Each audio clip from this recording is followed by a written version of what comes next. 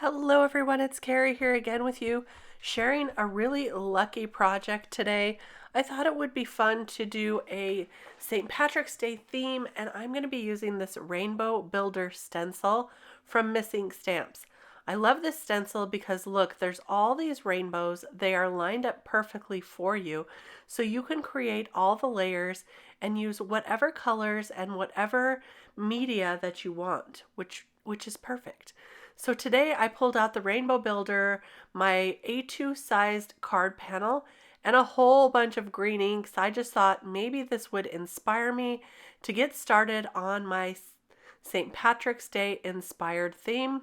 So even though I pulled out all these green inks, I ended up just using my distress inks, and I pulled in a couple others here and there as well. But I'm going to get started just by sticking that piece of paper onto my sticky mat. This is a sticky mat for the MISTI.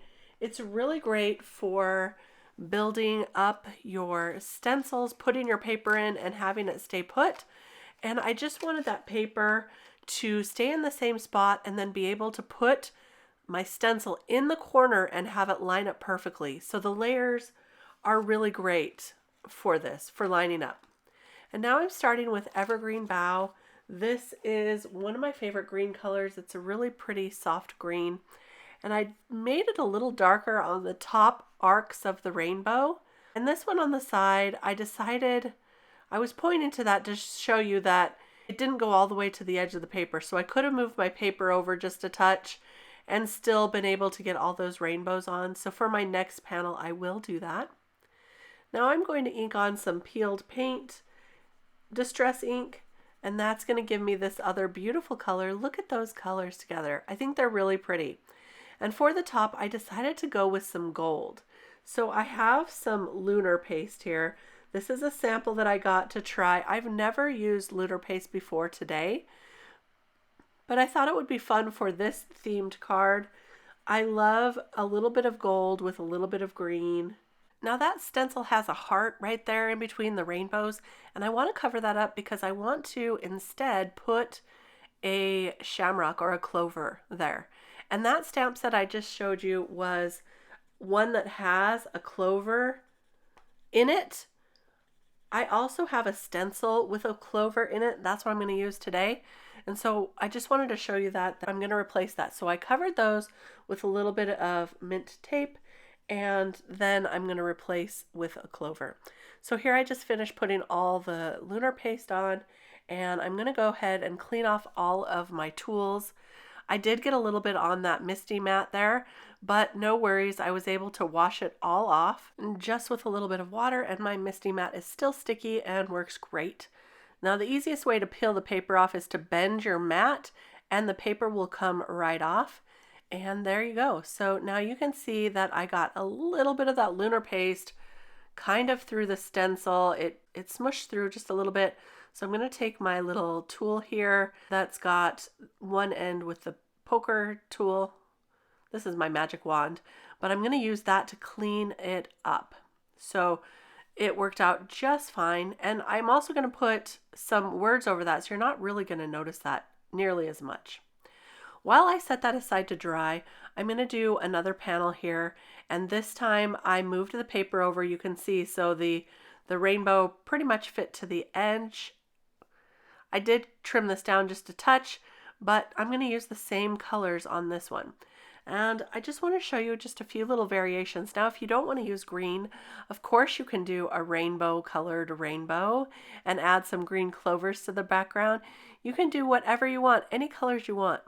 But I love a green rainbow for a little bit of a difference. I think it's fun. So you can see it's very simple to just ink these on. You don't even have to think about it when you have it lined up in the MISTI in the corner there. But I will say that I did get one rainbow that didn't line up very well. It's on the back of this panel. You'll see that when I glue it down. Just want to tell you, not everything works out perfectly the first time, and that's okay. So I taped off one of the clovers on this Build-A-Card stencil, and I'm going to ink that on with one of my favorite ink colors, kind of a blue-green. It's Welsh Dragon. And I'm using this detail brush to ink that on, and there we have our clover. Now I've already cut out some letters from an alphabet die that I had in my stash. This is a serif die, and it's kind of like a blocky typewriter look. So this is the one I went for, and I cut it out with some chipboard here. That's what I'm building up, and then some gold. And so I used 2 chipboard layers and 1 gold layer. So this is a nice built up sentiment. It's got a lot of weight to it, and I love the gold as well. Now I'm going to trim this down, as I mentioned before, just a little bit on each of the sides. That way I get a nice even rainbow on all the sides of my cardstock there, and it's going to show a little bit of white all around the edge. So there you can see my rainbows that didn't quite line up. I don't know what happened. But it's a good thing there's 2 sides to every paper, right? So now as I was placing those letters, I was getting ready to glue them down, and I thought, you know, this is missing a little something. So I could go ahead and put more clovers all around, which I think would be really cute too. But I decided to use this beautiful stencil and just add a slight design to the background. I didn't re-ink my brush. I just used whatever green was on there and added a little bit, and that really did the trick. Now in the video you can't see it nearly as much in real life, which I should remember every time I do this to make it a little darker for the video so you can really see it. But in real life it adds quite a bit of interest. And so I left it just like that, glued those letters on, and then I made sure they were lined up using my rulers. So I like to just make sure they're all aligned, and then I also brought out my T-square ruler to make sure they were lined up with the edge. There we go. I'm going to add a little birthday sentiment to this. I stamped this out with some green ink using another stamp set that I found a really great size birthday in there. This is going to be a birthday luck card. My mom's birthday is on St. Patrick's Day, and so I usually turn one of my St. Patrick's Day cards into a birthday card. Now green isn't her favorite color, but she loves rainbows, so I think she's going to love this. And look at that luck, how it shines. So pretty. Now here's the other one I did with the Lunar paste. I cut out a little different font for this one, and it turned out a little wonky, but that's okay. You know, sometimes handmade is not perfect, but this is a little bit of luck, right? So that one I matted on some dark green paper, and I added some green sequins all around, especially to cover up some of the imperfections there. So here you can see the difference in the 2 different cards. I love a touch of gold with the green, and so the green with the gold luck is probably my favorite, but also that Lunar paste, it really catches the light. Look here, you can see that. I hope you enjoyed these cards today. If you did, give it a thumbs up. It really helps out with YouTube. Subscribe to the channel as well. I'll be back real soon with more card making inspiration. Bye-bye.